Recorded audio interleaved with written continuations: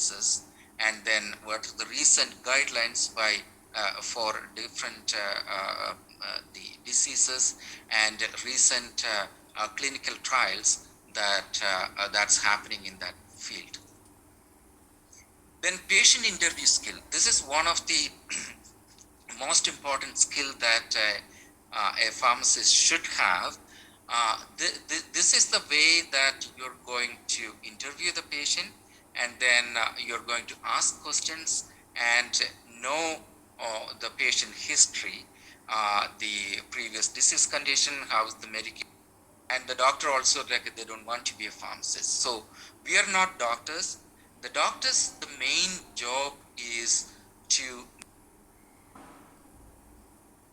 say, for example, like about 4,000 patients, 30% of these patients, what they did is they just gave that patients only diet or anti-diabetes medication. If they have symptoms, then you need to interpret all that medical, and then you need to be really skillful in that in order to provide getting another heart attack in 4 or 5 years.